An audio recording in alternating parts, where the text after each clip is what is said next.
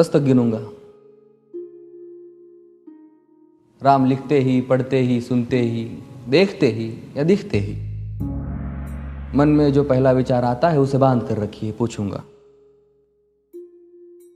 1 2 3 4 5 6 7 8 9 9 9 हाथ काट कर रख दूंगा ये नाम समझ आ जाए तो। कितनी दिक्कत होगी पता है राम समझ आ जाए तो। भाई राम राम तो कह लोगे पर राम सा दुख भी सहना होगा।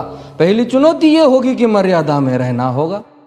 और मर्यादा में रहना मतलब कुछ खास नहीं कर जाना है, बस त्याग को गले लगाना है और अहंकार जलाना है। अब अपने राम लला के खातिर इतना ना कर पाओगे और शबरी का जूठा खाओगे तो पुरुषोत्तम कहलाओगे। काम क्रोध के भीतर रहकर तुमको शीतल बनना होगा। बुद्ध भी जिसकी इच्छाओं में बैठे वैसा पीपल बनना होगा ये सब कुछ, और वो भी शून्य में रहकर प्यारे। तब ही तुमको पता चलेगा कि कितने अद्भुत राम हमारे। सोच रहे हो कौन हूं मैं? चलो बता ही देता हूं। तुमने ही तो नाम दिया था मैं पागल कहलाता हूं।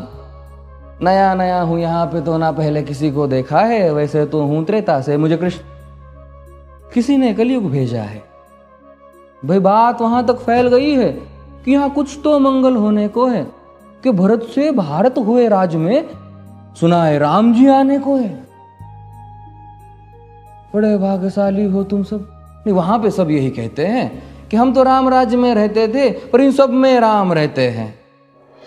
यानी तुम सब में राम का अंश छुपा है। नहीं मतलब वो तुम में आते हैं रहने।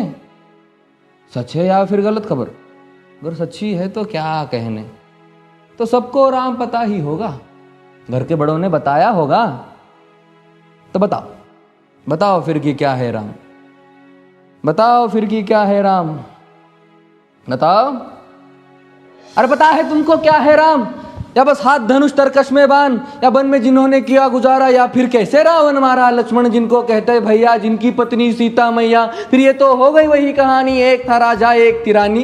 क्या सच में तुमको राम पता है या वो भी आकर हम बताए? बड़े दिनों से हूं यहाँ पर, सब कुछ देख रहा हूं कब से। प्रभु से मिलने आया था मैं, उन्हें छोड़कर मिला हूं सबसे। एक बात कहूं अगर बुरा ना मानो, नहीं तुम तुरंत ही क्रोधित हो जाते हो। पूरी बात तो सुनते भी नहीं, सीधे घर पर आ जाते हो। ये तुम लोगों के नाम जपो में पहले सा आराम नहीं। ये तुम लोगों के नाम जपो में पहले सा आराम नहीं। इस जबरदस्ती के जय श्री राम में सब कुछ है, बस राम नहीं। ये राजनीति का दाया बाया जितना मर्जी खेलो तुम। दाया बाया, अरे दाया बाया ये तुम्हारी वर्तमान प्रादेशिक भाषा में क्या कहते हो उसे? हाँ वो लेफ्ट एंड राइट। ये राजनीति का दाया बाया जितना मर्जी खेलो तुम चेतावनी को, लेकिन मेरी अपने जहन में डालो तुम। निजी स्वार्थ के खातिर अगर कोई राम नाम को गाता हो तो खबरदार अगर जुर्रत की और मेरे राम को बांटा तो। भारत भू का कवि हूं मैं, तभी निडर हो कहता हूं राम है मेरी हर रचना में। मैं बजरंग में रहता हूं, भारत की नींव है कविताएं और सत्य हमारी बातों में। तभी कलम हमारी तीखी और साहित्य हमारे हाथों में। तो सोच समझ कर राम कहो तुम। ये बस आतिश का नारा नहीं, जब तक राम हृदय में नहीं तुमने राम पुकारा नहीं। राम कृष्ण की प्रतिभा पर पहले भी खड़े सवाल हुए। ये लंका और ये कुरुक्षेत्र यूं ही नहीं थे लाल हुए।